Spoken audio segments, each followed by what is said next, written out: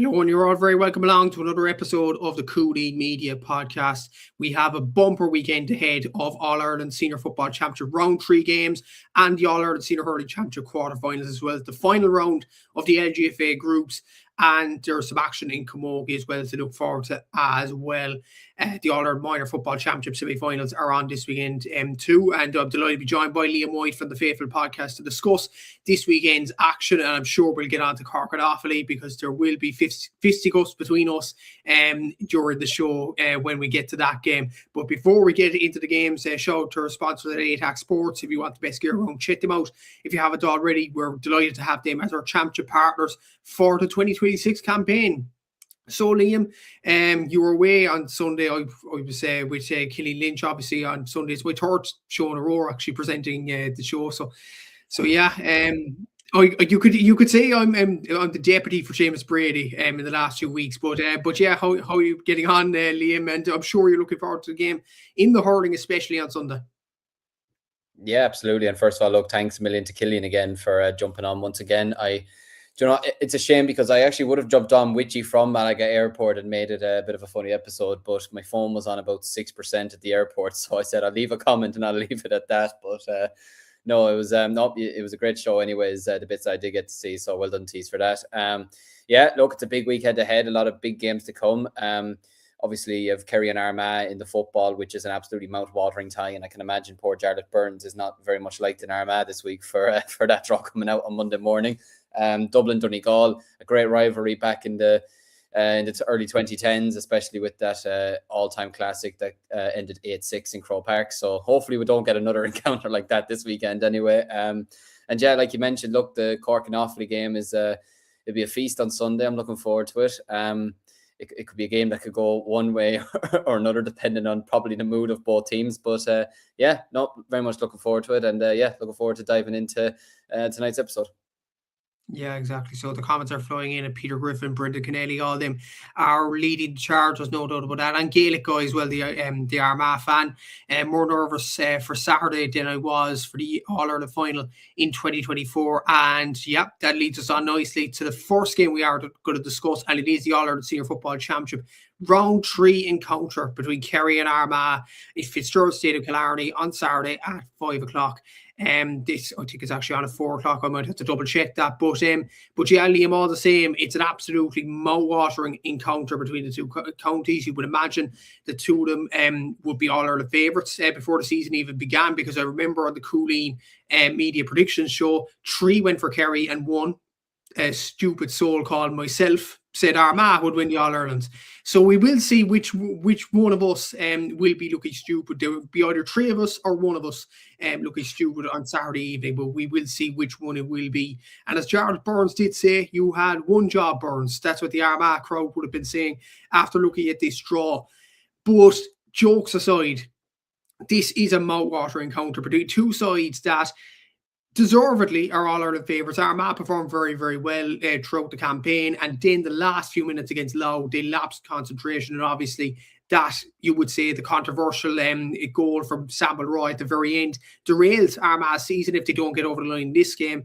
And obviously for Kerry, losing to Donegal was a big, big moment for them. But one of the favourites, Liam, are going to go out of the All-Ireland Championship at round 3.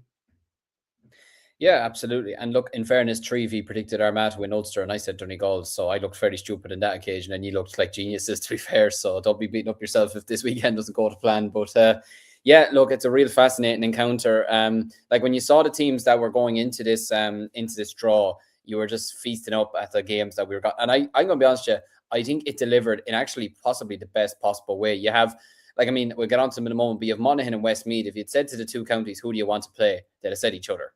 You know, I think the only thing for Westmeath, they would have probably said in Mullingar, but aside from that, they'd have said Monaghan. Then you get Dublin, Donegal. I mean, Donegal are one of the favourites for the All-Ireland, albeit they've lost to Down and Cork this season in ways that you just wouldn't associate with Donegal over the last year or two with Jim McGuinness, you know. So that, you know, you're going to get a response from them. Dublin, they need a bit of a kick up the arse, to be honest with you. They probably got it against Louth, maybe. You never know. They're back in Croke Park this weekend. Will their season come to an end at Croke Park? I know Ger Brennan wanted the game to be played at Parnell Park. you have Meath and Mayo. For me, I think there's just going to be blood in that game, to be honest with you, because they're both going to be so desperate to get to a quarter final. And then you have this one, two teams who play really nice football. I enjoy watching both teams. I like a lot of their players on both teams. I would have probably, in a way, preferred if this game was in Armagh, to be honest with you, at the Athletic Grounds. I think it would be such a better atmosphere, and I think we would get a lot more of a closer game. But having said that, Armagh this weekend are going to need to put in a performance. There's no doubt about it, because last weekend they started really strong against Louth. They had a goal within, was it the opening 2 minutes, and they looked like they were going to really cruise to victory, to be honest with you. And then Louth just fought back. And like you said, the goal at the end, I felt so sorry for Rafferty, to be honest with you, because it was just such an awkward ball that came in, you know, and it's the last moment, and any little mistake and you're going to be punished. And that's exactly what happened. It was a Hail Mary shot from Sam Mulroy, for being honest about it, you know. So, but nevertheless, the mistake happened. It's over. You get on with it. You move on. But I wouldn't be seeing that as a reason to not give Armagh a chance this weekend, because like you said, they've been performing really well all season. We were saying it all along that a lot of their league results were kind of wrong, to be honest, because they were performing really well. They just didn't get the results that probably backed it. And then in the Ulster Championship, they were by far the best side in it, you know, and won it deservedly. They took care of Derry fairly comprehensively in the opening round without much of a fuss.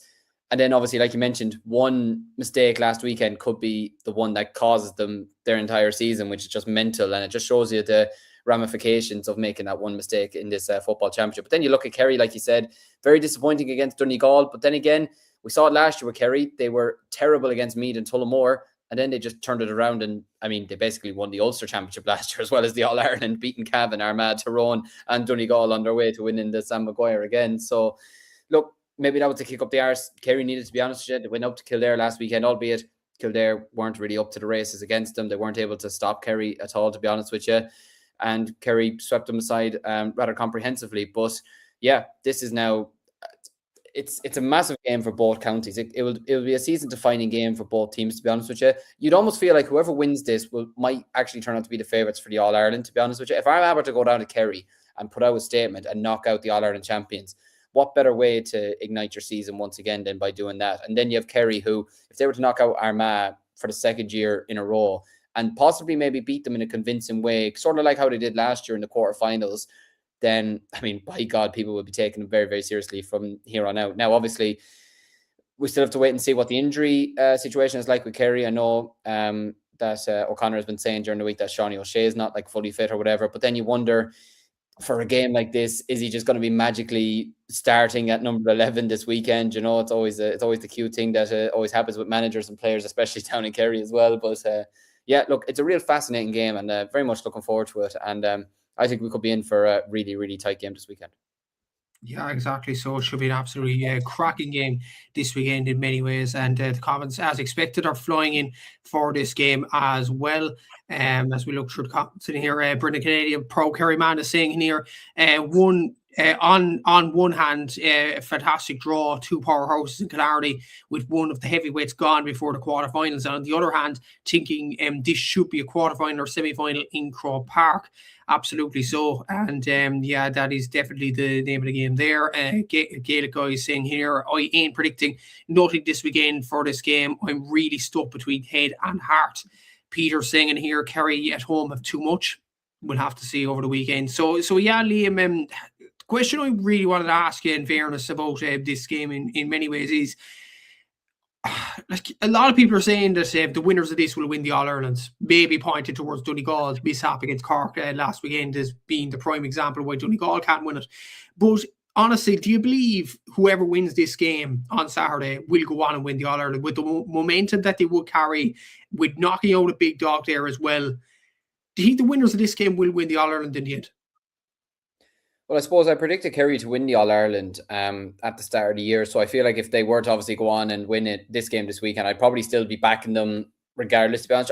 I'll be honest, if no matter who Kerry were playing this weekend, I'd probably still be backing them to win the All-Ireland. I just have a feeling that if this is O'Connor's last year, he'll want to go out with a bang. He'll want to do back-to-back All-Irelands. And I still think when you have David Clifford in your team, then it's very hard to stop Kerry, to be honest with you, albeit Donegal did in the opening round. But yeah, look, and it'd probably a bit silly for me to then say, well, I don't think Armagh will go on and win the All-Ireland if they were to knock out Kerry this weekend. But the only thing is, and it's even kind of why I'm still maybe now thinking, maybe Kerry won't win it. The football championship this year is about bonkers. I mean, I predicted Meath to win Leinster, and they went out with a whimper against Westmeath. Do you know, I predicted Donegal to win Ulster, and as you rightly said, they don't do 3 in a row. And well, never mind getting to the final, they couldn't even get to a semi-final. Do you know what I mean? Like, who'd have seen like a lot of the results that we've had this season? Like, I suppose a lot of people might not have seen Cork going up to Donegal and winning. Do you know, a lot of people might not have seen that, to be honest with you. And then just Cork can just go and do it. Do you know, and deservedly so as well. They deservedly won it. Like, there's just been an amazing amount of results at the start of the season. I'd have honestly thought Wexford would have been a team that had got to the Tailteann Cup final. Sorry about that, lads. But like, do you know what I mean? Like, there's just been so many backwards results this season in football that I'm nearly now terrified to say who I think would win the All-Ireland, because do you know what? Maybe it's the year for Mayo. You never know. Maybe Mayo will go on and finally do it this year with the way the championship is going. But yeah, look, whoever wins it has a big chance. But at the same time, like, Kerry could win this weekend, and then they could go to the quarterfinals against Cork, against possibly Galway, and be knocked out. Armagh could win this weekend, and then, like, again, they could meet a Monaghan or a Westmeath, say, in a quarterfinal and be knocked out. Do you know, I think the football championship this year is very highly contested. I think there's a lot of really good quality teams in it, to be honest with you. So look, do I think whoever wins this weekend goes on and win it? I am gonna say yes, but am I 100% convinced by saying that? Absolutely not. Just given the way the championship has been this season. Brendan saying a comment in here. It's a bit confusing, I have to say. Honestly, Macho, I think Cork are the only team in the quarterfinals automatically that would have a chance in their respective quarterfinal. I don't know how to take that, to be honest with you. Peter saying in here, and that as well. And interesting comment from Gaelic Guy here. Another positive is that Jack doesn't do 2 in a row. That's absolutely bang on. And I've said that in the Cúilín show at the start of the championship as well. Jack O'Connor isn't a guy that does 2 All-Irelands in a row. He never does it. 2023, they were massive favourites going into that game against Dublin. And Dublin had that kind of aging team, and obviously Jack got turned over in that game. Tyrone have turned him over plenty of times, obviously down in the quarterfinals in 2010. There's been plenty of examples where Jack's Kerry have flattered to deceive. But as we've recorded this, Liam, the Kerry team has been named. So I will name it now and maybe get your thoughts on the team, the starting team that is. So Shane Murphy in goal, so no Shane Ryan still. The full backline, Paul Murphy, Jason Foley and Dylan Casey. The half backline, Brino Biagli, Mike Breen and Graham O'Sullivan. Mark O'Shea, Sean O'Brien in midfield. Joe O'Connor, Paddy Clifford and Dermot O'Connor in the half forward line. And then the full forward line, you have David Clifford, Paul Gainey and Dylan Gainey in the full forward line there. Shane Ryan, he's on the bench though. So could Kerry bring a surprise there? We'll have to see once throwing happens. Evan Looney, Keith Evans, Tony Brosnan, Killian Trant, Armin Heinrich, Gavin White, Killian Spillane, Ty Morley, Sean O'Shea and Tomas Kennedy are all on the bench as well. So Sean O'Shea and Shane Ryan both on the bench. Your thoughts on the starting team, Liam? Obviously, that might not be the starting team come Saturday. There might be changes, like Sean O'Shea might come in. You know the way what Kerry media is like, but we'll see. Well, Sean O'Shea is starting. I'm sorry now. Like you don't leave if he's fit. You don't leave a player like that on the bench. He's of the highest quality. He's arguably, I mean, people, I know obviously people mention David and people mention Paddy, but Shawnee is just as important to that Kerry team as any one of them. So for me, I can see Shawnee starting this game. To be honest, I wouldn't even be surprised if Gavin White started this game, but at the same time, look, it's very hard to break into that Kerry half back line at the same time. Graham O'Sullivan, Mike Breen and Brian O'Brigliock it's just a fabulous half back line, to be honest with you. So no, it's a very, very strong Kerry team. That half forward line is an absolute unit, to be honest with you, especially Joe O'Connor and Dermot O'Connor on the wings, and you have Paddy obviously at centre forward orchestrating everything. And then you just have the forward line. That's the stuff of nightmares for a full back line, to be honest with you. Never mind Clifford, the 2 Gainies as well. Like I'd rather not be marking them, to be honest with you, if you having nightmares. But look, it's a very strong Kerry team. It is also a strong Kerry bench. Like, even if, say, Shawnee did come in, I'm only just saying this as an example. If he started instead of Dermot O'Connor, just say, if you then bring Dermot O'Connor off the bench, what an option to have. Do you know, I'm only just saying, I'm only just projecting. I think Shawnee probably will end up starting this game. And then you have Tomas Kennedy, who's a very fine forward to come off the bench. Gavin White, very, very capable as well. Tony Brosnan, who I think is very, very underrated. Tyke Morley, I think, is severely underrated, to be honest with you. It's a very, very strong Kerry outfit. And it is going to be difficult for Armagh to beat them. Like, it's going like you saw last year. What did Kerry score last year? 32 points, wasn't it, in Croke Park? Like an absolute savage amount of scores. And I think they got, what was it, 21 or 22 of those points in the second half. Like, when they need to turn it on, they turn it on massively. And if they do that this weekend at home to Armagh, and especially just with the way Armagh sort of defended last week against Louth, I could really see it just being only a Kerry win, to be honest with you. But at the same time, look, if there's going to be anyone that will want to derail the Kerry party, it is Armagh. Look, they bet them in 24. They had them on the ropes last year. Let's be honest, they did have them on the ropes at the start of the second half, and then just all of a sudden, Kerry just decided to turn into prime 1970s Brazil and just absolutely went for them. But no, look, it's going to be a very interesting contest. I don't think the Armagh team has been announced as we're recording this. No, it hasn't been announced yet. So we'll wait and see what they go with from there. But yeah, very, very strong Kerry team. Yeah, exactly. So, and you might see at the bottom left corner there, below my screen, I have put up a poll there, and it is to predict the winner of the game. So in the comments, put 1 if you predict Kerry to win the game, put 2 if you predict Armagh to win the game, and we'll see what the prediction is from the commenters at the end of the discussion of this game. But I suppose we talked about Kerry and we talked about their team there and Jack's inability to do 2 in a row or whatever. But let's go on to Armagh. That game against Louth last week was absolutely gut-wrenching for them to lose the way they did, or they had to lose the way that they did in that. And they looked very, very good at half-time, and even the start of the second half when Oisin Connolly gets that goal. But like, do you feel like Armagh have had a good season so far? That is what I'm trying to ask, because like in Division 1, they performed well in games, but they didn't get the results to show it. But then the Championship, they looked absolutely exemplary in the first few games. Conor Turbot was absolutely shooting the lights out. Oisin O'Neill was doing well as well for the bench and being sprung on. And even the goalkeeper, Blaine Hughes, was doing well at the start of the season as well. I know Ethan Rafferty made that mistake, but Blaine Hughes, according to Killian, I've seen one of his videos, he's going to be injured for this game, so they have to stick with Ethan Rafferty by hook, by crook for this one. But maybe another question as well, do they start Oisin O'Neill here? I know he's been used as a super sub in the last few games, but desperate times come for desperate measures. Maybe it's time to spring him, and maybe it's time to start him in this game. I would start him in a game like this. It's a must-win for them. You know, you lose, you're gone, and you need your best players on the pitch, and you need your most effective players on the pitch. Now, who he comes in for, I'm not sure, to be honest with you, because I do think they have a lot of really good players in amongst their team as well. But look, for me, have Armagh had a good season? I think they absolutely have. I think it's been a fantastic season for them, to be honest with you. Like, look, at the end of the day, the league is the league. The league is about, you know, getting lads playing to your system and getting a couple of good performances here and there. If you manage to get to a league final or manage to win the league, brilliant. But at the end of the day, people are going to remember what happened in the Championship more than anything. Do you know what I mean? Like I'll be honest, like I'd even ask you, like as a Cork fan, were you more devastated to have lost the league final or the Munster final? Do you know what I mean? Like, it's like you're not, like, it was the same with me last year. I was more devastated when we lost to Dublin and Wexford in the Championship than when we lost to Waterford in the league final. I was more devastated we lost to Kildare in the Taoiseach Cup than I was ecstatic we won Division 3. Do you know what I mean? Like, people are going to remember the Championship at the end of the year. So Armagh in the Championship have been brilliant, and we've said it for a long time. It's similar to Clare and Hurling. For a long time, I would have said Armagh's ambition is to win Ulster. Probably because they've won that All Ireland, they have that in the bag.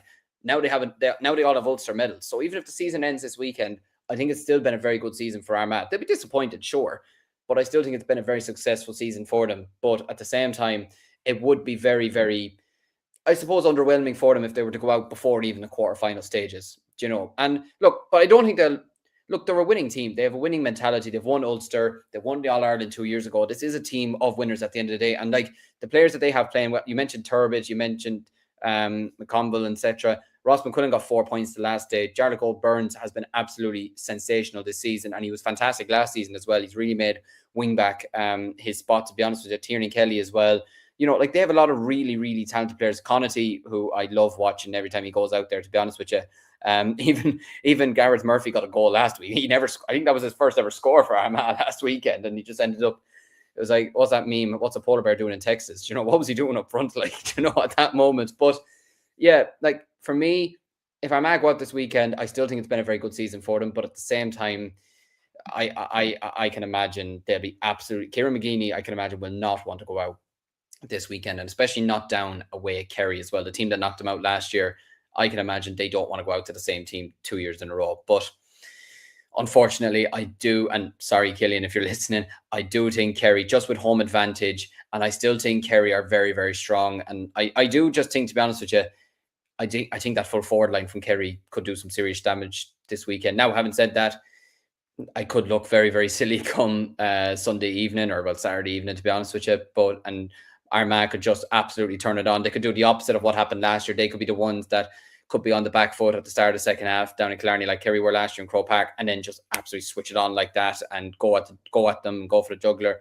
But at the same time, I just think that defeat last weekend could have done such damage to them, just mentally more than anything. So I'm going to go with Kerry to win this weekend. I'm going to go with Kerry to win by, I would say maybe, I'm saying 6 points, but the thing is, with the 2-pointer rule now and the goals and everything like that, I don't think 6 points is a hammering anymore, to be honest, in football. Like, I could see this being like Kerry are 2 points up with a couple of minutes to go, and then they get maybe 2-pointers back to back, and they see the game out. But I think it will be a very close game.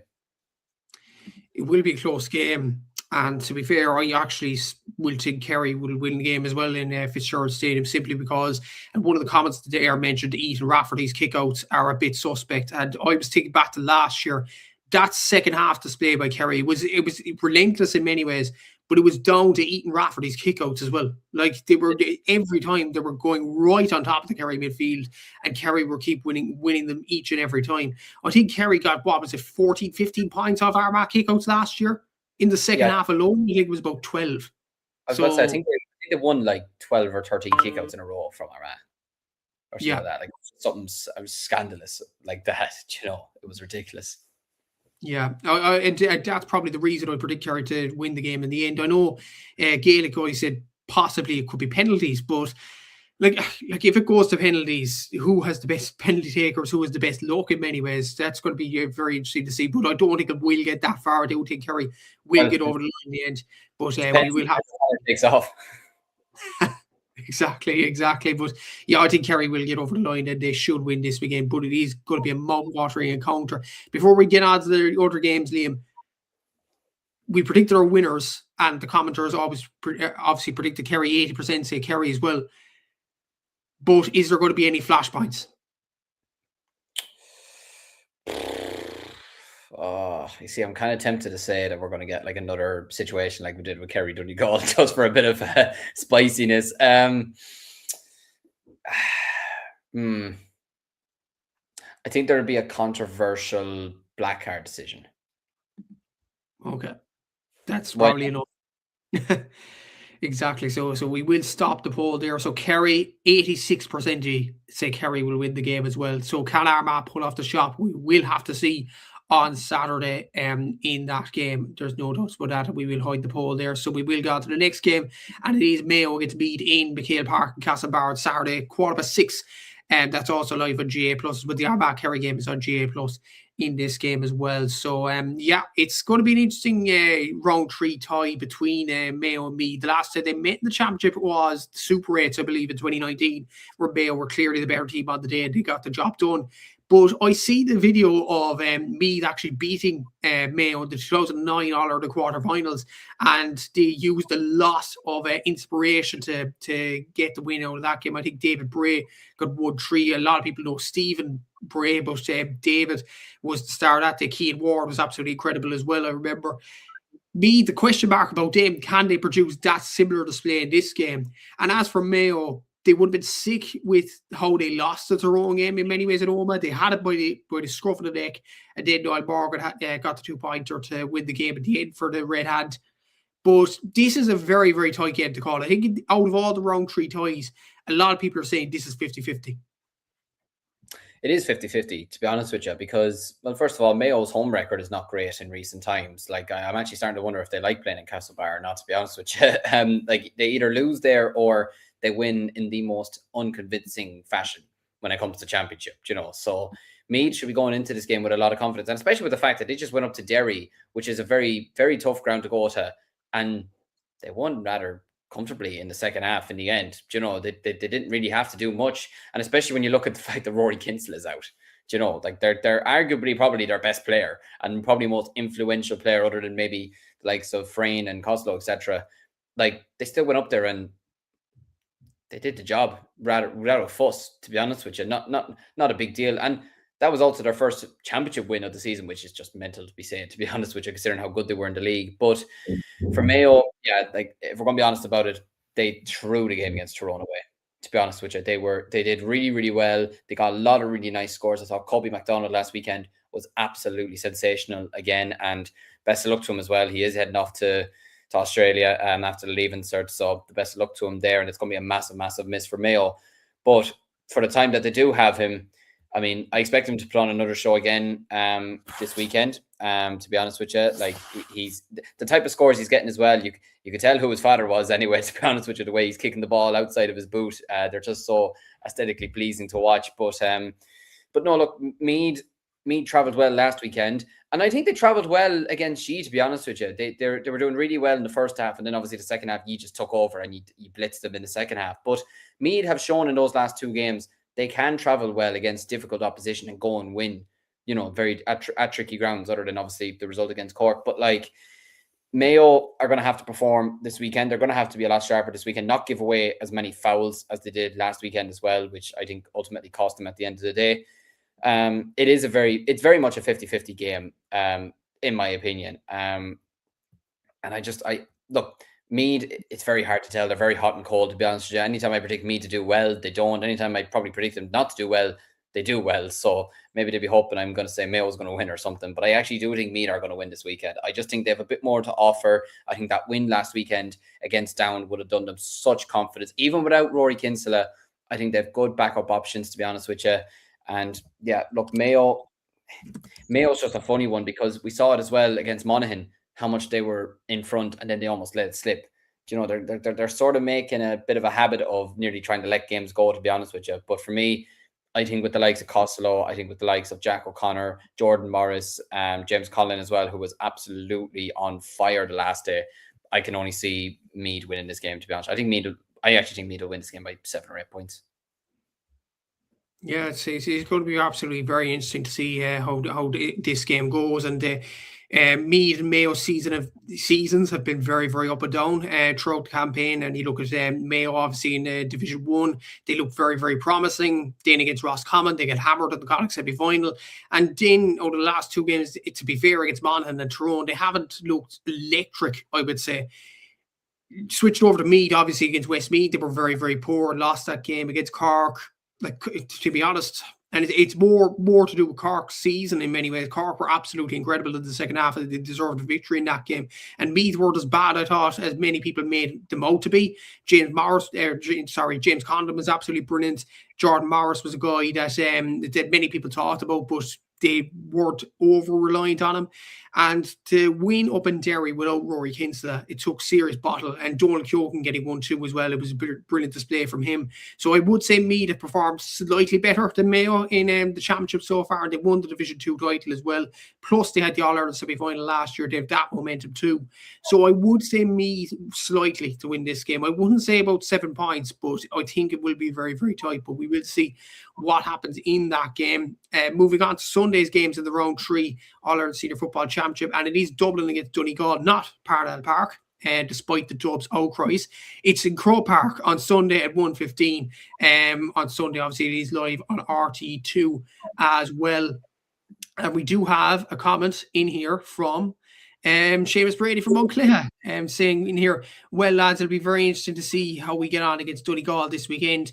If we lose bow out, we've only won one game there all year. That's something there. Absolutely. And hopefully Seamus will enjoy the game on Sunday as well. Peter's saying, remember Meath and Mayo in 1996. Absolutely. So, yeah, Liam, what do you think about the Donegal-Dublin game?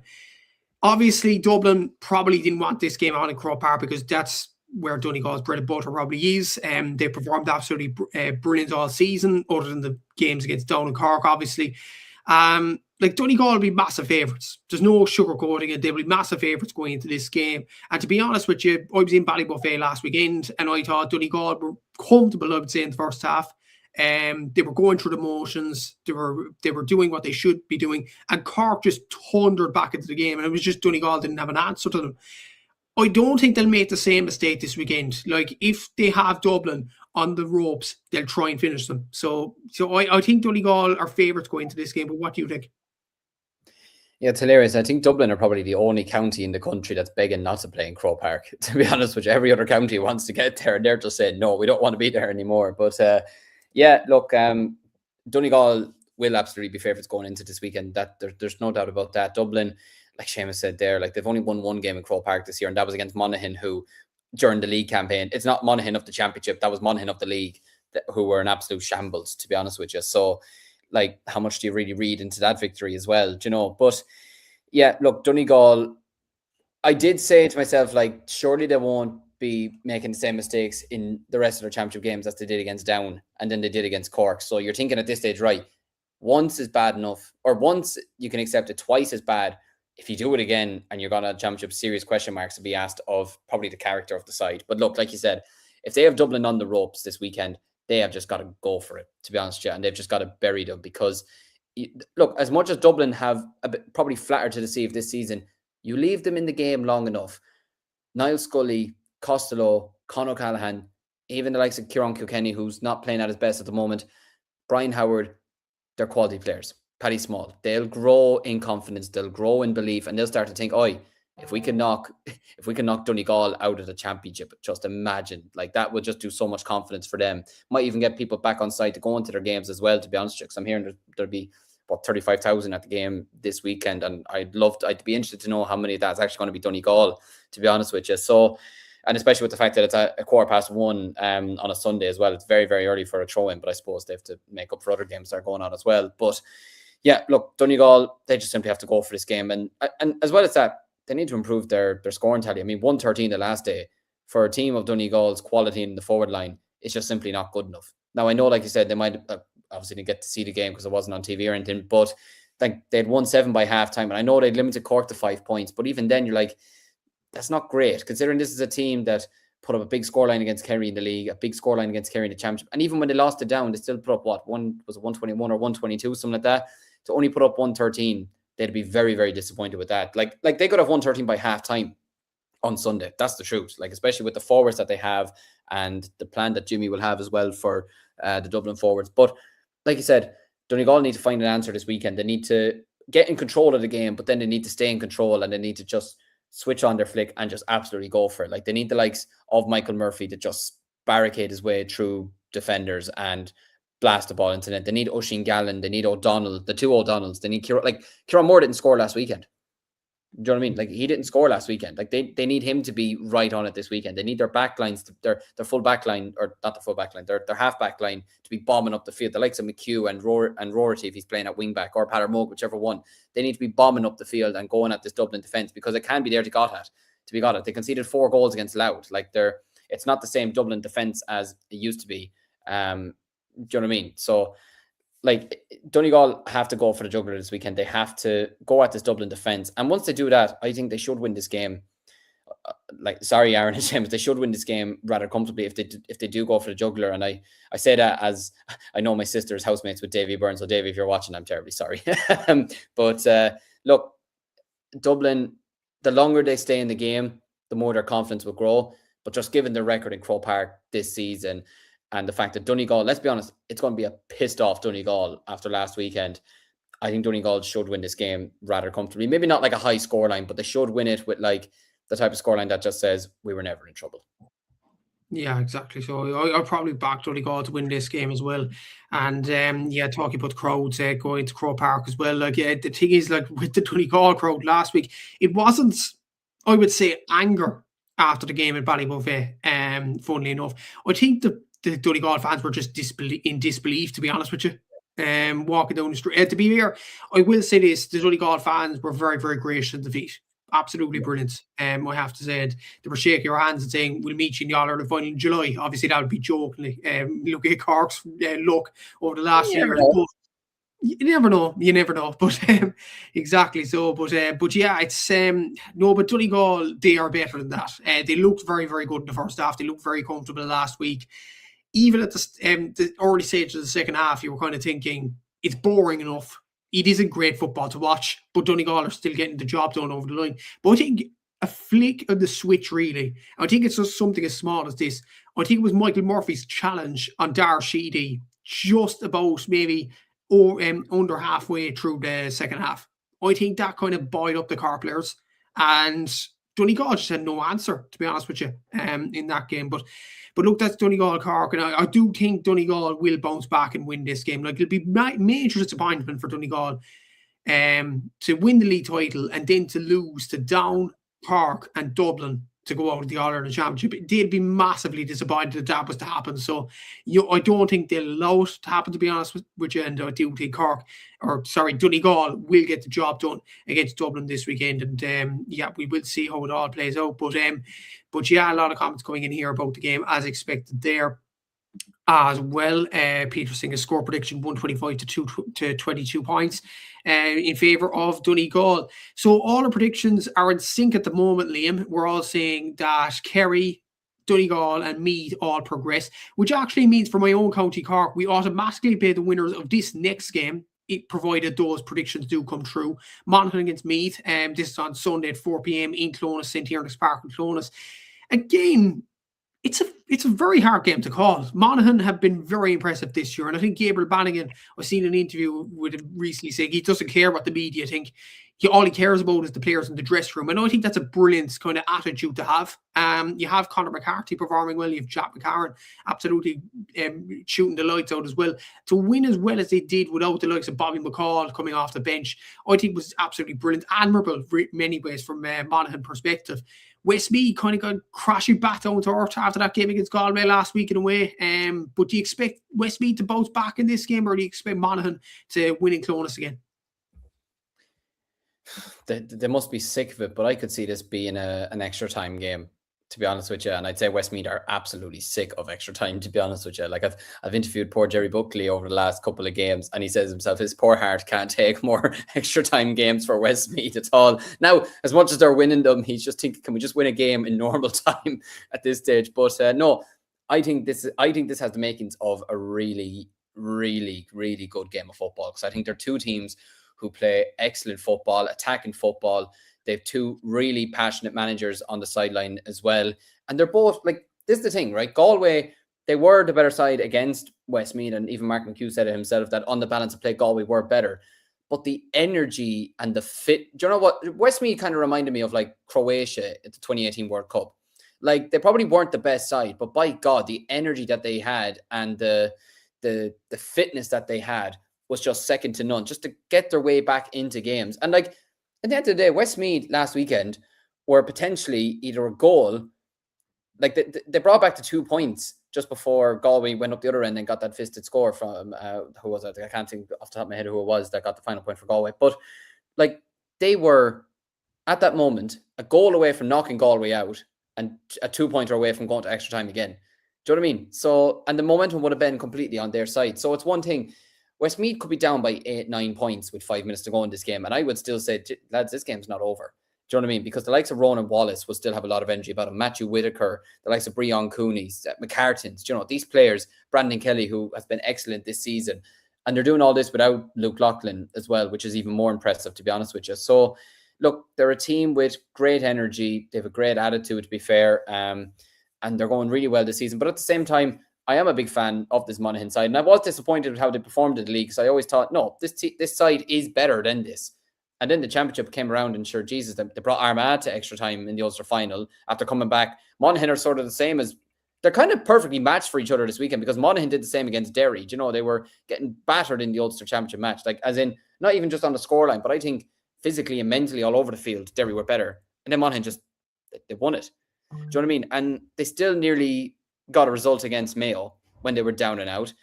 And then last weekend, they started really poorly against Roscommon, and then they blitzed them. Do you know what I mean? So if anything, this could be the makings of, like, Westmeath could be 9 points up at half time, and then Monaghan could be 9 points up with 5 minutes to go, and then we'll get a draw. Do you know what I mean? It could just be an absolutely bonkers game like that. And this is the game, I'm going to throw it in, I think this is the game that goes to penalties this weekend. And I actually am, now maybe it's biased because I'm working with Middlehands, but I am actually going to go with Westmeath to win this game. I think their hunger to get to an All-Ireland quarter-final will be there. I think they'll want to right sort of the wrongs of last weekend. Like last weekend was their first championship defeat of the season, which is remarkable for them. And considering the opponents that they've had as well, it's been fantastic. And the way that they've gone about their games too. I'm going to go with Westmeath to win this game this weekend on penalties, but I do think it's going to be one of the games of the season. It definitely has the potential to be the game of the season, considering Monaghan's maybe chaos elements to the game, that they kind of end very, very fast but start very slowly. Westmeath, because of the season that they have had, going to extra time in plenty of games, I can definitely see it go to penalties as well. I'm going to go different on you, though. I'm going to go for Monaghan to get over the line. I think experience is a massive thing, and they will get over the line due to that in many ways as well. The experienced heads that they have on the pitch. Gabriel Bannigan obviously would have been used to getting to an All-Ireland quarterfinal with Monaghan last year, obviously falling short to Donegal, but they were very, very close in that game. And now Monaghan... Sorry?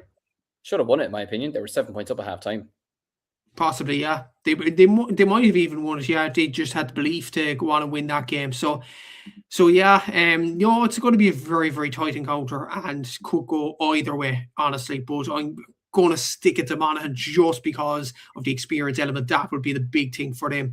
But that is the All-Ireland Senior Football Championship round 3 games covered. So we will move on to the Tailteann Cup now, and we'll start off chronologically and go on to Down and Fermanagh. These both Tailteann Cup semi-finals are on Saturday in Croke Park instead of Sunday this year.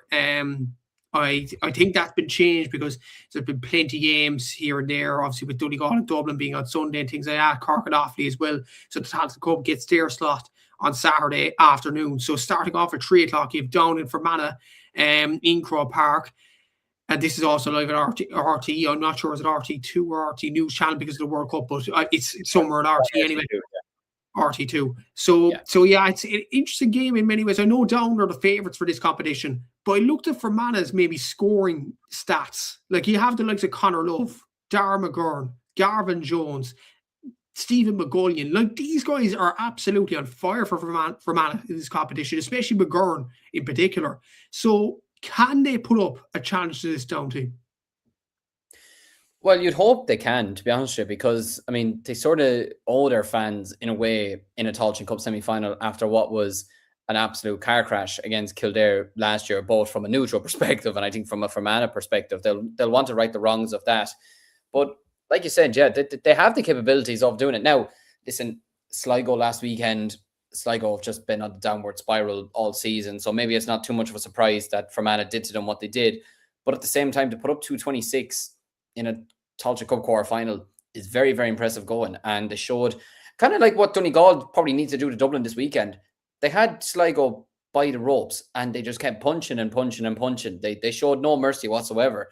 And that's probably a good sign from them, to be honest with you. I think they're being managed really well this year as well. I think they've, like you said, they have some really good forwards in their team. And listen, I've seen Down this season.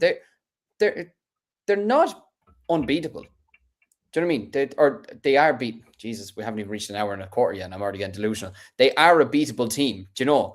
Like, listen, they blitzed Laois last weekend. Laois were just not up to the same standard last weekend as Down were, to be honest with you. But I think Fermanagh could put up a really, really serious challenge to them this weekend, especially with the fact that it is an Ulster derby as well. You know, they might not be the biggest of rivals or anything like that, but it is still an Ulster clash in Croke Park. And this thing as well, we've mentioned it kind of all season. Do Down want to be in the Tailteann Cup? Now, it's a bit ridiculous maybe to be saying that considering they're in a semi-final now, but how much hunger are they going to have to go and win the Tailteann Cup again? Whereas for Fermanagh, this would do such wonders for them to go and win the Tailteann Cup, to finally go and get themselves a piece of silverware. And I mean, I'm not being funny. I could imagine that Declan Bonner would absolutely love it to win a championship title in Croke Park, to be honest with you. I think he would absolutely gawk at the opportunity of that. So, look, Down have some fantastic players, Daniel Guinness, the likes of Oren Murdoch, you know, Pat Havern up front. You know, like they have some really, really good forwards in their team, a lot of really, really top-class players. But when you put it up against them, they can falter under pressure. I will say that. Like they suffered massively against us.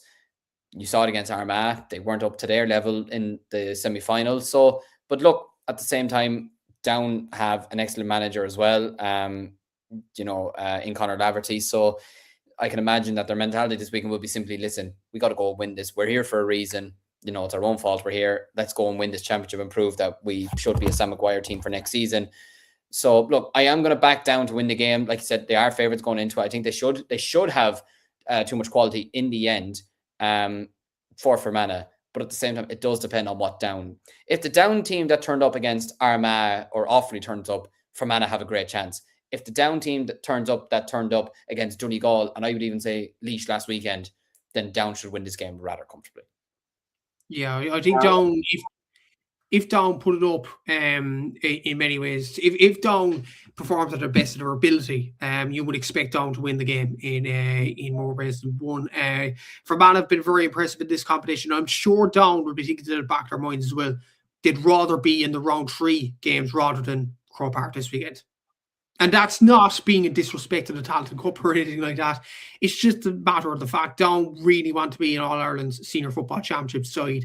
So they'll be gutted that they aren't one of them. So that might be one thing then in Fermanagh's favour. As you said there, Fermanagh will be gunning to get to the Tailteann Cup final because it'd be their biggest day out. Arguably, I know they had that day out against Dublin in 2015 in Croke Park, but it'll be Fermanagh's arguably biggest day since the All-Ireland semi-final of 2004.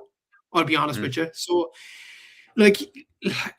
there is that kind of element as well. I'd stick it to Down slightly, but I'm going to say Fermanagh really, really bloodied under nose in many ways, considering Down might want to be in a different competition rather than this one. And obviously, Liam, sorry? Watch Down fucking hockey them now, as we've said that. Anyway, moving on to the next game, Wicklow against Offaly on Saturday at 5 p.m. in Croke Park. And Wicklow, impressive victory over Antrim last weekend. Dean Healy, absolutely incredible. The guy is just Lazarus, really, with the last minute points and everything like that. Obviously, with Offaly, they've been exemplary in this competition. They've been absolutely incredible. But can they continue that forward and get to a Tailteann Cup final? They absolutely can, because it's the first time I would say, well, no, I think last year, to be fair, I think we were taking it more seriously, but it's like the first time in years where it feels like we're actually taking the Tailteann Cup seriously, because we're just finally saying, listen, we're here. This is our level. We need to put up with it and just go and perform. Because I would say, look, 2022, I'd say we did take it seriously, but then, look, Westmeath destroyed us in the semi-final that we were in 4 years ago, and they were the best side in it. They went on to win it. So I suppose can't read too much maybe into that one. 2023, we went out very, very much on a whimper to Wexford. We'd lost the semi-final in Leinster to Louth, and there was just a sense of, I don't know, inevitability maybe that we were probably going to go out during that season. There was a lot of issues off the pitch as well. 2024, the defeat to London kind of summed up our year, to be honest with you. And then last year, I think we did take it seriously. It's just we lost to Kildare by a point, which was just really, really heartbreaking, especially with the fact that Kildare went on to win it as well. But I am very happy with the attitude of the Offaly players since the Tailteann Cup started, because look, if we're being honest about it, look, I love the lads and I'll always back them, but the league campaign was very disappointing, and they know that themselves. Even Keith O'Neill, when he spoke to Cúilín Media after the Down game, he'd said the crowds were gone because we weren't giving them much to really support. But since the Laois defeat, it's almost like something ignited in them. And look, getting players back is obviously crucial. We got Jack Bryant back, we got Kyle Higgins back, we got Dylan Hyland back. You get some really crucial players back at a really crucial time, which is always going to be helpful. But the Clare win, the Down performance, more than the win, the performance against Down, and I would say the performance against Wexford, because I was even speaking to Declan Kelly, and anyone who's interested to listen to that full interview would be out on ahead of the game tomorrow night on Midlands 103. But even Declan said himself, we were agreeing with each other that Wexford were up by 6 at half time, but Offaly were playing the better football. They were absolutely playing the better football. Wexford kicked a couple of 2-pointers, and they were nice scores, but they got a fortuitous goal, and Offaly were playing really, really nice football in the first half. They just happened to be 6 points down with a very heavy wind. Second half, they outscored Wexford 112 to 4 points. Do you know what I mean? They just came out and they absolutely blitzed them. So, look, Offaly need to play that same style of football. They need to apply the same type of pressure. They looked more refreshed and more energetic last weekend. The likes of Cormac Egan, Lee Pearson, Shane O'Toole-Green, Jack McAvoy, they actually looked like they've been reborn, with the Tailteann Cup, to be honest. Maybe the break that they had between the Laois game and the Clare game did them the world of good, to be honest. It just gave them time to just relax and take a step back. So they played a lot of football for the first few months of the year, and they've just kicked on since. So, look, And for that comment about Silence McConville. Listen, I've met McConville. He's a lovely fella. I've interviewed him. He's a very, very nice man. And I've all the time in the world for him and him as a character as well. And I think he's done a fabulous job with Wicklow. And this is going to be tough this weekend. Make no mistake about it. Going up to Antrim and getting the victory that they did is not an easy thing to do. And it's quite ironic that Dean Healy gets the winning point again in a quarter-final 2 years in a row as well. So I hope he doesn't do that again this weekend. I'd be heartbroken if he gets another winning point this weekend. But I think Croke Park will suit us. We played in Croke Park last year against Kildare. I think it's a ground that will suit our forwards. It'll suit the likes of Cormac Egan bombing up and down the field. I think it'll suit the likes of Jordan Hayes, who's well able to move and well able to run. I'm going to back us to win this weekend. Obviously, look, I know it's probably biased as well, but I am going to back us. I think the lads even coming off the bench are making good impacts at the moment. Harry Plunkett's coming off the bench and is making a big impact. A lot of people probably want him to start at this stage, and I would like to maybe see him start at some stage, but at the same time, the forwards that we have in there at the moment are doing very, very well. And it'd be harsh to maybe drop any of them at the moment. And look, you've Niall Furlong there, you've Nathan Poland, Rory Egan. You've some good options off the bench. Ian Bracken came on the last day as well, a bit of solidness at the back. Darren McDade didn't play the last day, he's another option. So look, it's a big weekend for us, a chance to get to a first ever Taoiseach Cup final, and I think we're going to do it. Yeah, I think Offaly will do it as well. Like Wicklow have been impressive in the last few seasons, and maybe the semi-final experience might be a benefit to them. Obviously, last season losing narrowly to Limerick, but Offaly have been impressive all Tailteann Cup campaign. I expect that to continue, and it will continue into the Tailteann Cup final. Before we leave football, there are 2 All-Ireland Minor Football Championship semi-finals to look at. So Tyrone play against Kildare on Friday night. That game is on in Kingspan Breffni, and you have Cork against Derry in the other semi-final. I am going to that game in Parnell Park on Saturday afternoon. Look at them, those 2 semi-finals. They have Tyrone, Kildare and Cork all won the provincial championships. Derry obviously overcoming Roscommon in the quarterfinal. Roscommon won the Connacht championship, but Tyrone battered Derry really in that Ulster final. They'll probably be favourites to win the minor championship again, considering the pool of talent that they produce. Kildare, it's a bit of a weird one. They beat Meath on penalties in the Leinster Championship, but then Meath get absolutely hammered in the quarterfinal by Cork. But maybe it just emphasises how good this Cork minor team actually is. And Keith Ricken and Maurice Moore have done an absolutely incredible job, I have to say, with the minor team. And a lot of people are actually, some people are saying Derry will be favourites going into it because of their history in the minor championship in recent times. But Cork have performed very, very well in the last few weeks, beating Kerry and Tralee by 10 points, beating Kerry in the Munster final after extra time, and hammering Meath in the All-Ireland quarter-final with the way that they did. Cork's top scorer, amazingly, is their goalkeeper, Rory Tuig, who went semi-viral in the last round of the quarter-final for kicking a 2-pointer from nearly 60 metres out. Will he do the same again? I'm not sure. So yeah, look at those semi-finals. It's interesting to see the likes of Cork and Kildare there, but Derry and Tyrone, Ulster sides are normally strong in the minor championship. Have to say that free the last day was absolutely sensational. It was an absolute, I don't know how anyone's actually physically able to kick a Gaelic football, whatever about a soccer ball, a Gaelic football from that far out and get it over the bar. So kudos to him for that. But yeah, like you mentioned with the Leinster final in particular, Meath threw that game away. If we're being honest about it, they were 4 points up. Now, in fairness to Kildare, they came back into it in the end and they managed to get the draw in the end in normal time and managed to go on and win the game in the end, which was absolutely fantastic from their perspective. I mean, Tennyson, he got the goal and the point at the end to salvage it. And I mean, the point that he got to level the game in normal time, he was definitely going for goal as well. I don't care what anyone says. He was going for goal again. He was just in the mood, the power that he struck it with. But yeah, like you said, Kildare did really well to win that. And look, they're in a great position now. But at the same time, like you said, Tyrone are very, very strong at minor, like you said. They were absolutely fantastic in that Ulster final. I would still give Cork a chance this weekend against Derry, to be honest with you. I wouldn't be backing against them or anything like that, in a really big way or anything like that. I actually think I'll actually back you this weekend to get the job done against Derry. Do I see beating Tyrone possibly in an All-Ireland final? Maybe not. I think Tyrone are just very strong at the moment at Ulster. But yeah, look, I think Kildare will put up a fight. They're a team that fight to the end. They're not a team that give up or anything like that, as proven by the Leinster final. But yeah, I think Tyrone should win their semi-final. I'm actually going to go with Cork to edge it against Derry. Yeah, I'll back our lads to get the job done against Derry. They've been incredible all competition, and they've really stamped a claim at Cork football this season. The under-20s did the same, and obviously with the seniors beating Donegal as well. It hasn't been a good year for Cork football, to be fair. So, yeah, I think they will get the job done against Derry, and Tyrone against Kildare. I would go for Tyrone as well, considering the way they won that Ulster final, the way they battered Galway really in the All-Ireland quarter-final as well. Kildare put up an impressive display against Kerry, you have to say, in the quarter-final there. So they do have a chance, a really good fighting chance by Tyrone to win that game as well. So that is the football wrapped up. We will move on to the hurling. There's only 2 games of the hurling this weekend, but they're absolutely massive. We will get on to our fisticuffs in just a sec, Liam, but we will start off with this game. Clare against Dublin on Saturday at 7 p.m. in Semple Stadium, Thurles. On RTE. Interesting game, this one. And to be honest with you, I don't know which way this game is going to go. Clare were comfortable winners, I would say, in the Gaelic grounds, even when they brought Shane O'Donnell off at halftime in the league final.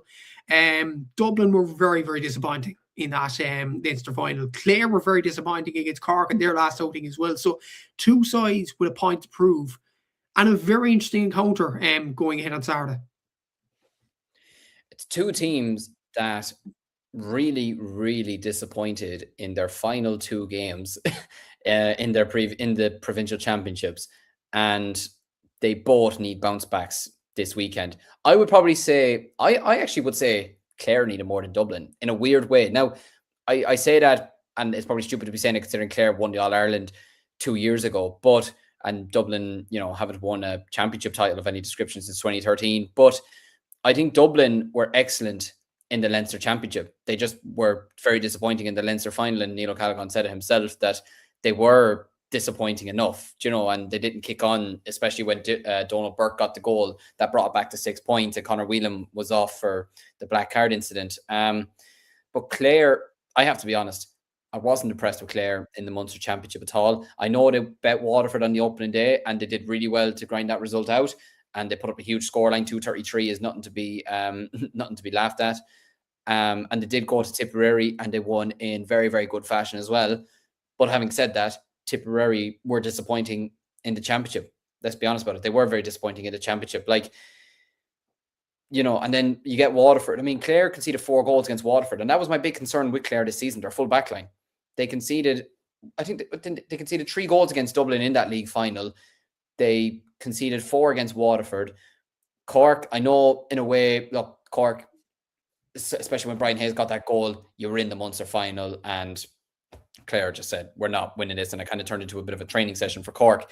But at the same time, Clare were lackluster against Cork, and look at them against Limerick. They were absolutely shocking against Limerick, to be honest with you. So, look, and Peter says in the comments there that Clare will be fresher going into this game. That's absolutely no doubt about it.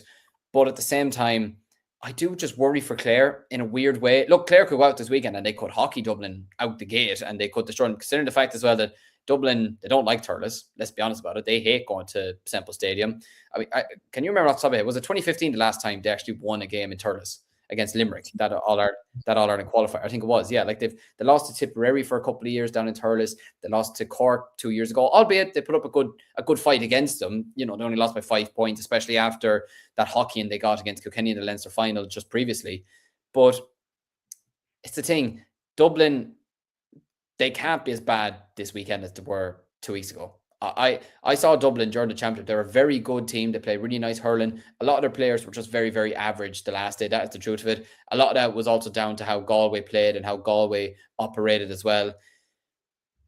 I think this is going to be a very, very tight game. I could see this game, and the 2 games that they played against each other this season. Now, I do agree with what you did say. Clare were far more comfortable in the league final, and especially the fact they were able to take off the likes of Shane O'Donnell at half-time kind of told you everything you need to say about it. But they also played in the first round of the league, and Clare won it in the last minute. So they're 2 evenly enough matched teams to a degree when they do face off against each other.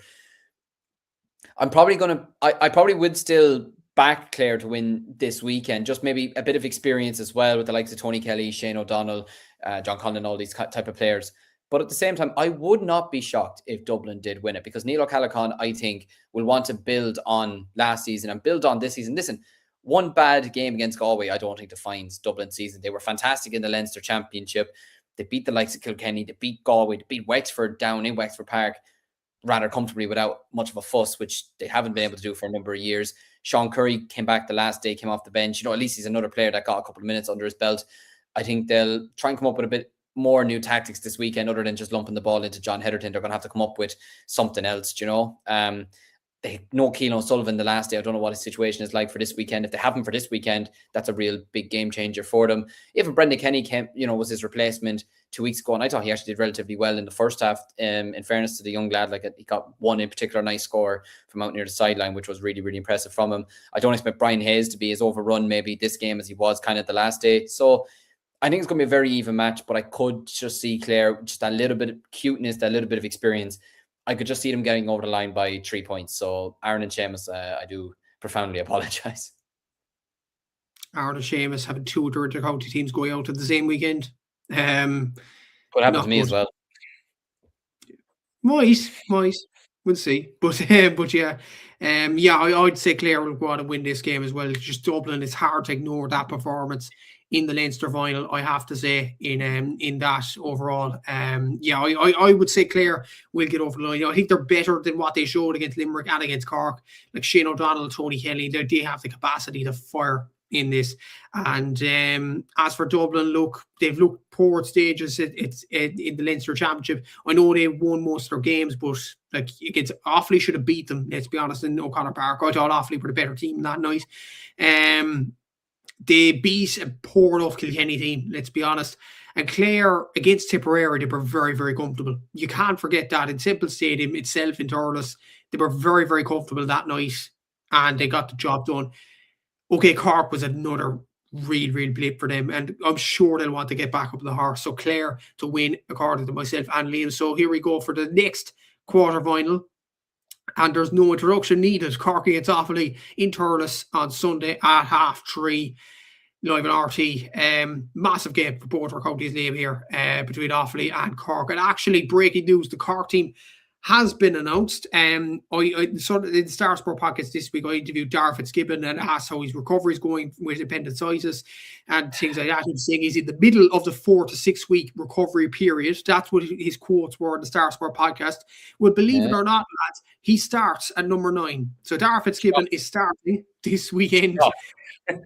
Fucking shot. I'll name the full team here. Patrick Collins in goal, Niall O'Leary, Damien Callahan and Sean O'Donoghue in the full back line, Owen Downey, Robert Downey and Mark Coleman in the half back line, Brian Roach and Darragh Fitzgibbon midfield, obviously with Tim O'Mahony and Tommy O'Connell out for injury. Hugh O'Connor, interesting choice at wing forward, alongside Shane Barrett and Dermot Healy, Alan Connolly, Brian Hayes and Alan Walsh in the full forward line. William Buckley has been dropped to the bench. That's a very interesting call by Ben O'Connor, I have to say. He's been one of Cork's really big performers in the championship so far. You have on the bench there, Barry Walsh is also on the bench. Hugh O'Connor's come in for him. That's another big call for Ben O'Connor. Huge calls there, both of them.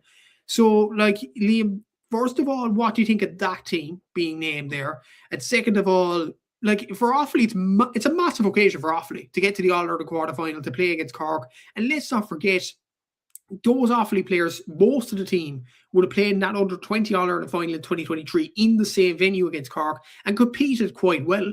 So you'd be confident enough going to Thurles, no matter what people say. It is going to be a tough game for Cork.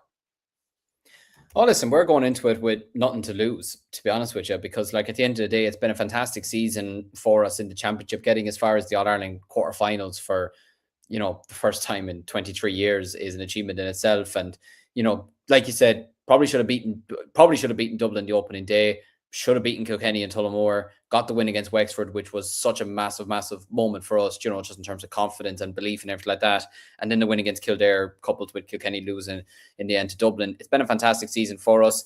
And what's been a difficult season as well. Look, everyone obviously knows what's gone on with poor Charlie Mitchell. We don't need to go into that or anything like that. But not just him, Donal Shirley's had his injury problems this season. You've had other players who've missed various stages of the season. Killian Sampson's missed various stages of the season. James Mahan has missed a huge portion of the season.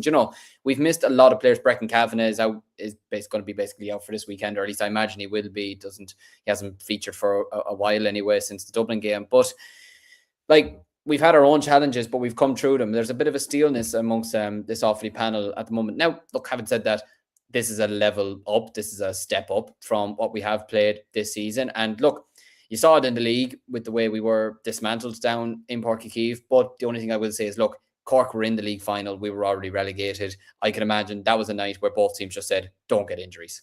Don't care what the result is. Just do not get anyone injured. And we'll be quite happy with that and we'll just go home. So I don't see it being like that again. I could see it maybe being sort of like how it was maybe 2 years ago when we met you in the All-Ireland qualifier, in that we've nothing to lose. We're just going to go for it and just see what happens. Like you mentioned, a lot of those lads would have played against Cork, and some of those Cork players would have played in that All-Ireland final 2 years ago as well. So they're well used to each other. Some of them are well used to playing in Semple Stadium at this stage. For other Offaly players, it'll be the first time playing in Semple Stadium, or at least playing in a game of this magnitude. Like, I don't know if it's a sellout game or not, but it's going to be a huge crowd there in Thurles on Sunday. And the RT cameras are going to be on you. You know, like the country be watching. You know, so it's an opportunity for the likes of your Adam Screenys, the likes of your Dan Burks, the likes of your Shane Rigneys, your Killian Sampsons, Ben Keneally's, these types of players to really shine and show what they're all about, to be honest with you. In particular, like the likes of Dan Burke has been absolutely exceptional this season. Ben Keneally, for me, I think if we were to win this weekend, Ben Keneally, I think, would be in for an All-Star, or at least in for a shout for an All-Star, to be honest with you. Like, listen, it's going to be a very tough it's going to be a tough battle for Offaly. There's no doubt about it. And like you mentioned there, just getting onto the Cork team, like you mentioned, Dara Fitzgibbon being back. I mean, I don't like hearing that at all, because I think Dara Fitzgibbon is Cork's best hurler. If there was a transfer market in the morning, I would take him from Cork 100%, to be honest with you. I love the way he hurls. I think he brings a lot of energy to the team. His fitness levels is off the charts. But then, like you mentioned, seeing the likes of William Buckley on the bench, I'm like, I like that. I don't mind seeing that. But then you look at the strength and depth that Cork have, and it is frightening. I mean, sure, you look at your bench, like you mentioned, Micheál Mullins, Ethan Toomey, Barry Walsh, Robbie O'Flynn, Shane Kingston, Seamus Harnedy, I should say. Like, it's a star-studded bench. Do you know what I mean? It's a very, very good bench, and you don't have, you don't have O'Connell and you don't have Tim O'Mahony. Do you know what I mean? Like, that just says a lot about the Cork team. So I think where we're going to have to really go at Cork is probably the full back line, to be honest with you. Like, we'll need, I'd imagine the full forward line probably will be Cahill, Dignan and Screeney. We need those three to really be on it this weekend. Like, we need Dignan to be winning high ball. We need Adam Screeney to be we need every touch to be absolutely exquisite. Sort of like how we played against Cork in that final a couple of years ago. You know, we just need him to be on his game like that. We need Owen Cahill to perform like he has the last 3 games. He's put up huge scorelines. We need that again from him. Dan Burke will do his own thing. I've no issues about him. He's one of the few players in the country that when he just gets on the ball, I'm just like, yeah, we're fine. He's not going to lose it. He's not going to do anything bad with it or anything like that. I'm fairly certain with him on the ball. You need your players like Conor Doyle to be, running about and trying to tackle players, because he's probably more known for his defensive work and dirty work than he is for his scoring. We need to get Shane Rigney on the ball, to be honest with you, because when he starts running with pace, it's very hard to stop him. We need Turgainen to be fit, to be honest with you. We desperately need him to be fit. He came off against Kildare. He's had a couple of weeks to rest, so I'm hoping he'll be fit for this game. But look, it's going to be a tough game for us, but I do still equally think it'll be a tough game for Cork, because at the same time, we talk about, the mentality of down going into this game after, winning Tailteann, say, 2 years ago and thinking, do they want to be in this? It depends what Cork turns up this weekend as well, because we could either get a pissed off Cork that just goes out and annihilates us out the gate and just says, put that game to bed and just go forward to the semi-final against Galway. Or we could get the Cork that played against Dublin 2 years ago that could be very like, do we want to be here today? We're still not over the Munster final. And it could be a much closer game than people even think before the ball's thrown in. So look, I think it probably maybe depends on what Cork turns up, because I know what Offaly's going to turn up. It's going to be a team that has nothing to lose, and it's just going to go out there and try to play their best type of hurling that they can. But listen, I'm hopeful, but I'm not stupid. I think Cork will win this weekend. I would love it if we won it. Absolutely. I'd love another day out for these lads. But I think Cork, along with Limerick, are the best side in the country at the moment. And I think Ben O'Connor will not want to go out at the quarterfinal stages. Like, as much as we saw Dublin knocking out Limerick last year, unfortunately for me, I don't think lightning strikes twice. Yeah, that was what I was mentioning in the preview and the start this week about the Dublin Limerick game last year. Like, Limerick in that game, they just looked lethargic and they just didn't look up for it. If Cork, and I absolutely agree with you, if Cork aren't up for this game from the very start and they don't smell the bacon until it's too late, they could be in trouble. Now, I think Cork do have enough quality to get over the line against Offaly, but that team named, and a few comments mentioned there about the team. Darragh Fitzgibbon be back, absolutely brilliant for us. I think that's a brilliant move by Ben O'Connor. He might not be maybe the fittest he's ever been. Look, I've had my appendix burst, and I tell you, it's not nice. It is not a nice illness, I would say, to have. Your fitness severely. Sorry? Is it risky to be throwing him in? Possibly. Like, from what I was talking to him on Monday for the Star Sport podcast, obviously, by what he was saying, he's ready to go. He is ready to go. It's just what the doctors believe, and clearly the doctors have told Ben O'Connor he's ready to go. And we'll see if it does backfire and things like that on Sunday. But it's not like a hamstring, it's not like a quad, it's nothing like that. It's basically, it's an illness. It's like the appendix. That is, like, you have to have it removed and things like that. That will be more of a fitness issue than maybe putting up with a hamstring, if you know what I mean. So I don't think he'll go off early, to be honest, like in the first half or whatever. He might go off with maybe 20 minutes to go. Maybe something like that. Juby might come on and replace him and things like that. The ones I'm shocked about is Barry Walsh being dropped and William Buckley being dropped. Barry Walsh, I get Barry Walsh to an extent. I think Barry Walsh is a young player. He will learn, and as the years go on, and it was a difficult day for him against Limerick the last day, and you can't sugarcoat that. So I think, look, Barry Walsh may deserve a rest and things like that. To be honest, I'm surprised it's not Shane Kingston or somebody coming in for Barry Walsh, if that is the case. With William Buckley, I'm absolutely shocked.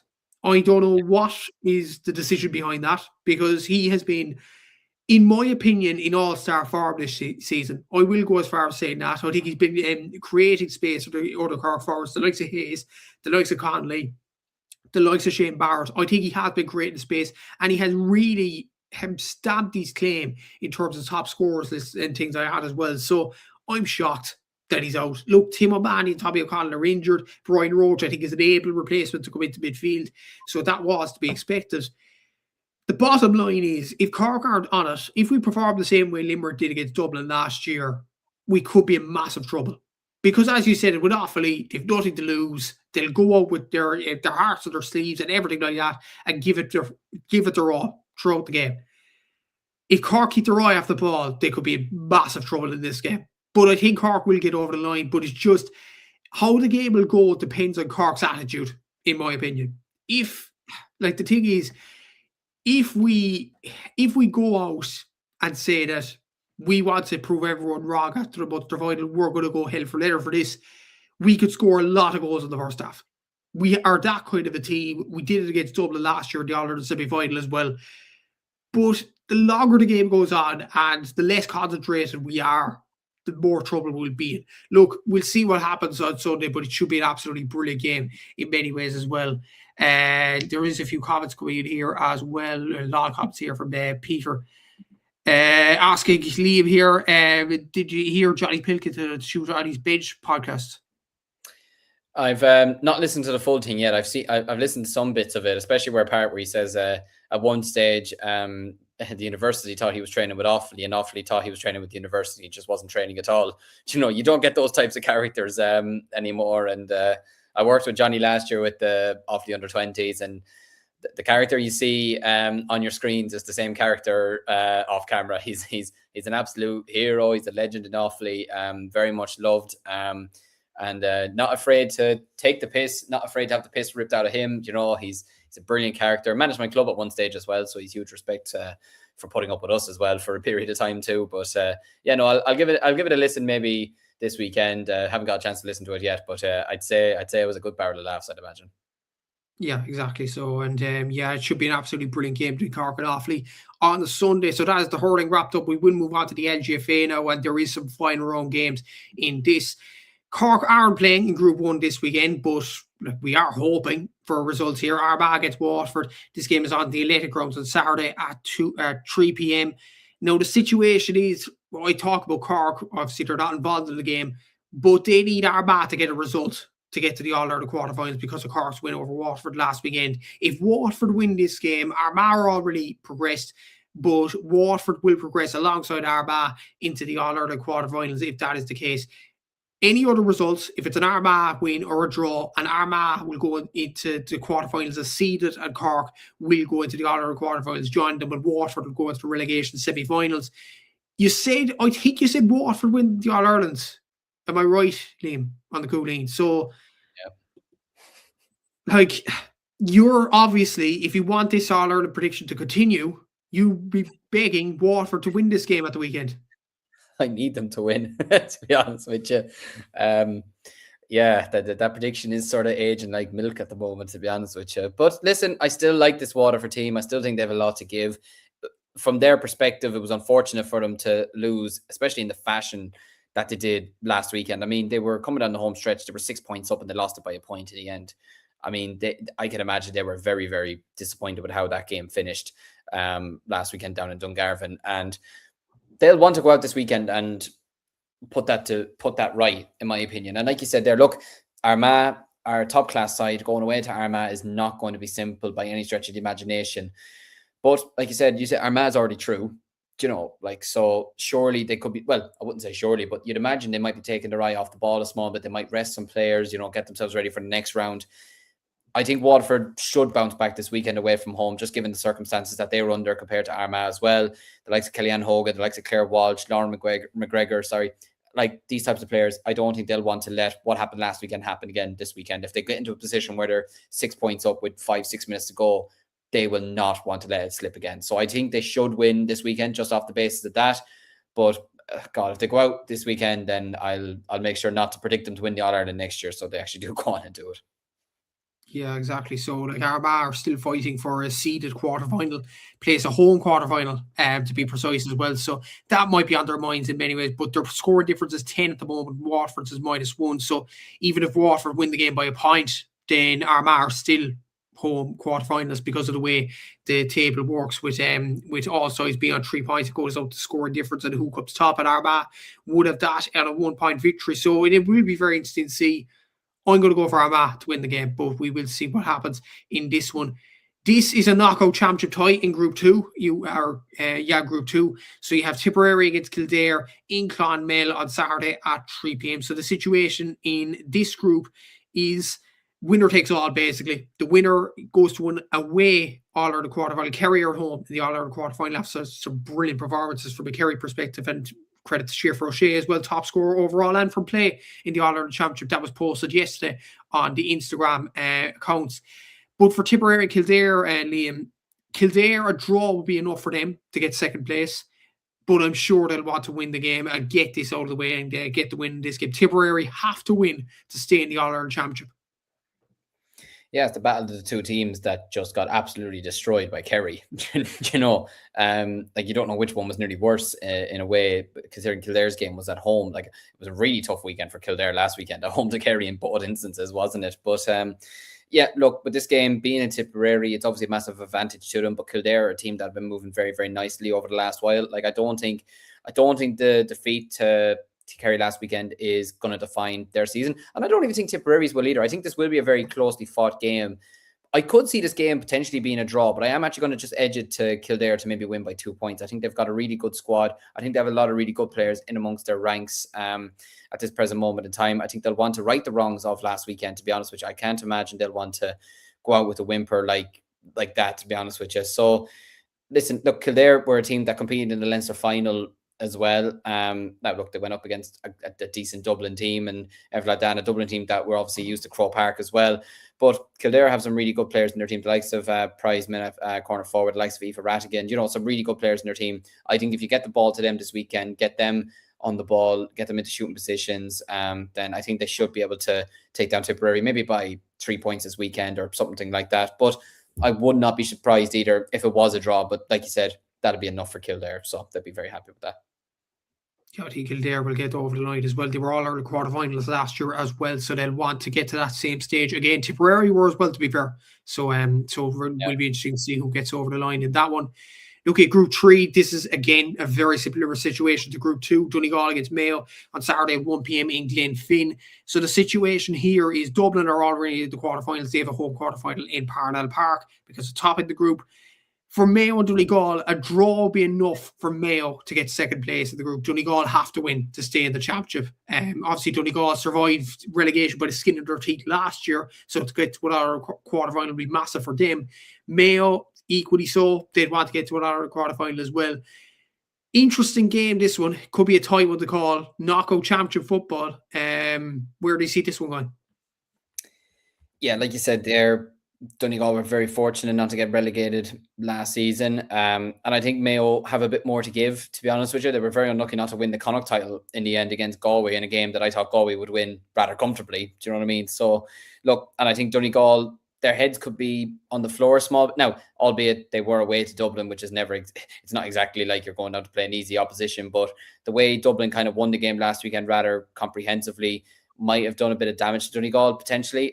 So I could actually see Mayo winning this game this weekend. Not by the same type of scoreline that Dublin put past them, but I could see them winning the game comfortably enough this weekend. I think Donegal are a team that's probably struggling. I mean, even look at last weekend, they only had 2 players that scored in the game. It was Eva Gallagher and I think the other one was Suzanne White, I think it was, the other one who got a score for them. Like, they're going to need more than that if they're going to survive in this championship, and I don't see it happening this weekend. So I think Mayo should get over the line in this one. Yeah, I'm going to go for Mayo to win the game as well. And another similar situation happening in this game. It's a bit repetitive at this stage. Tyrone against Meath on Saturday at 1 p.m. in Healy Park in Omagh. So the situation here is Meath only need a draw to survive in the championship and get to the All-Ireland quarterfinals. Tyrone have to win in this one. Both sides got absolutely slaughtered by Galway, who progressed to the quarterfinals at home. The home side, they've been impressive on a side note. But this game, to be honest with you, Liam, I'm going to lead on this. I do think Tyrone will get over the line. You look at Meath's team over the last few seasons, they've lost a lot of players. The likes of, like, off the top of my head, Katie New's gone, Maura Shot, and that's not even mentioning Vicky Wall and all these players, which were the obvious ones. But Niamh O'Sullivan's retired. Maura Shotnessy inactive this year. Katie New wasn't there. Monica McGurk. Okay, Robin Murray's a decent goalkeeper, but that's a player that's missing. Mary Kay Lynch has gone out to Australia. And the list is absolutely endless for me. Even the likes of Megan Tyne, I don't think is in action this year. Or Kelsey Nesbitt is one I don't think is in action this season. As for Tyrone, they're moving on an upward trajectory. So I think Tyrone will get the job done at home in this game and stay in the championship. I think so as well. I think Tyrone are a team that are very much on the up. They're progressing really well after winning the Intermediate Championship last season. And I mean, they were very unlucky not to win the Ulster title as well. I'd say they're cursing themselves that they won the game that didn't matter against Armagh, and they ended up losing the one that mattered in the end by the point. But listen, I like Tyrone's forward line, to be honest with you. Aoife Hursk, Sorcha Gormley, like, they're 2 of the most lethal forwards in the country. Chloe McCaffrey as well, Niamh O'Neill, like, these are top class forwards. And I don't know if Meath, like you mentioned, with the players that they are missing, the players that are gone to Australia or just not playing this year, I think this could be the time when Meath's season probably does come to an end, or at least, I could just see Tyrone progressing. I think Tyrone are a team on the up. I think they're going to be a team that will be challenging for an All-Ireland, potentially maybe in the next 2-3 years. They stay at this level, they keep competing, albeit they were very disappointing against Galway the last day, like you mentioned. But listen, I think Tyrone should win this game rather comfortably enough this weekend. I think they have some top class forwards, and yeah, look, I wouldn't read too much into the 2 of them getting bet by Galway, because Galway are just an absolutely outrageous team with some top class forwards. So I think Tyrone should be in line to get over the line this weekend. I would be sort of shocked. Well, not shocked, but I'd be a small bit I'm just trying to think of the word right now that's not shocked. Like, I'd be like perplexed. Jesus Christ, I can't even fucking speak. Perplexed if perplexed if Meath won this game this weekend. Yeah, exactly. So, and a lot of hassle about him and Murray leaving his management post is what Peter's saying. Peter was also mentioning Stacey Grimes. That's another one. Like, that deserves a post if it's own, to be fair. It does, actually. Yeah. To be fair, the amount of players they have lost, it's mind-boggling from a Meath perspective, obviously. And to be honest, in the relegation semi-finals, you have a potential, looking at our predictions there, you have, who do you have there? You have either Cork or Waterford, depending on who you want to go with. You have Tipperary. You have who's it? Tipperary, Donegal, Meath. Meath could, like, I don't think it's a ridiculous thing to say. Meath could actually go down here. I know they reached the All-Ireland final last year, but the amount of players, A.V. Cleary, another one. A.V. Lee, like, this is endless stuff. Like, it's incredible in many ways, the amount of players that Meath have lost. Again, that probably deserves a podcast of its own. In many ways, and Peter explained the situation about Stacey Grimes there in the comments section. But that is the senior games wrapped up. So the intermediates take a break this weekend. The junior championship, you have London against Carlow on Saturday at 12 o'clock. And then on Sunday in the junior championship, we have Derry against Kilkenny at 2 o'clock and Antrim against Longford at 2 as well on Sunday. So that is the LGFA wrapped up. We move on to the Camogie, the final code this evening, looking at this as well. So Kilkenny play Clare. All these games are Group 2 in the All-Ireland. So you have Kilkenny against Clare. This is a big game for both sides because the winner of this progresses to the All-Ireland quarterfinals. And I think I'll have to have a look at the table here, Liam, just as a reminder, looking at this actually. This is a crazy enough scenario. If this is game as a draw, both sides progress to the All-Ireland's quarterfinals. Match to get played. So the referee's going to throw in the ball and they're just going to stand around for 60 minutes. It's going to be nil. I don't think they'll do that now. To be fair, I don't think they will. They'll want to win the game. But it's quite a crazy set of scenarios there. It really is. And that's probably what's going to make the game very entertaining, to be honest with you. I'm very much looking forward to seeing how that goes from that perspective. But look, I think Kilkenny are the strongest team in this group, to be honest with you. Clare have had a very good season so far. They've got 3 excellent wins as well. But for me, Kilkenny, are still the best side in Group 2. They've put up huge score lines in all of their games so far. They put 5-15 past Offaly. What was it? 2-16 past Dublin. 3-19 past Limerick. Like they're on a really good run at the moment. They're playing some really, really nice camogie. They're goal hungry as hell. It's ridiculous, to be honest with you. Like they see goal and they just think, yep, that's what we want. We don't want points. Keep getting goals. Like, was it 3 against Limerick, 5 against us, 2 against Dublin? That's 10 goals in 3 games. Like, that's absolutely ridiculous. The likes of, I was worried the last day for our backs, as good as they are and as good as they were, say, against Wexford. Sarah Barco, Emma Shorthall, Aoife Prendergast, who I think is still Kilkenny's best hurler, in my opinion. I could be wrong saying that, but I have no problem saying that. Laura Murphy, like McCarty, Fitzgerald, like it's a savage stacked forward line. So I think they could put more damage on Clare this weekend. I think Clare will probably get the closest to them in this championship, but I think Kilkenny should just be too strong, and especially with having home advantage as well. I think this should be Kilkenny booking their place in the next round. But at the same time, like you said, they both could get a draw and they could both be true. So maybe a little bit of maths fixed in there. You never know. But I don't see it happening. I think Kilkenny will want to win and put out their own bit of statement. Yeah, I think Kilkenny will get over the line as well. Clare have had an impressive season, but they are missing a massive player in Lorna McNamara, who I think did her ACL in the first game. That's a massive loss. I think she scored 2-8 in the first game and then did her ACL in the second game, I think, which is serious bad luck, I have to say. Who's a player who's had an absolutely incredible season as well. So yeah, Kilkenny have had a brilliant performance. Ashley McCarthy has been absolutely brilliant as well. So yeah, I think Kilkenny will win the game. We will put the 2 other games together because it looks like, well, regardless of the Kilkenny-Clare result, it looks like both of them will progress to the All-Ireland quarterfinals, while the other 4 are out of the championship. So you look at Wexford against Limerick. This is on at Wexford Park on Saturday at 3:30. And you also have Liam's own county Offaly against Dublin in Birr on Saturday at 4 p.m. Look at those games, Liam. What's your thoughts on the games? Like, it's disappointing for these 4 counties that Kilkenny and Clare are just that bit ahead. Yeah, it is, to be honest with you. Look, for us, I think, first of all, our main aim coming into the start of the season was just simply stay in the senior division after coming up from intermediate last year, and maybe continue to develop these players and get them ready for the next couple of seasons in the senior championship.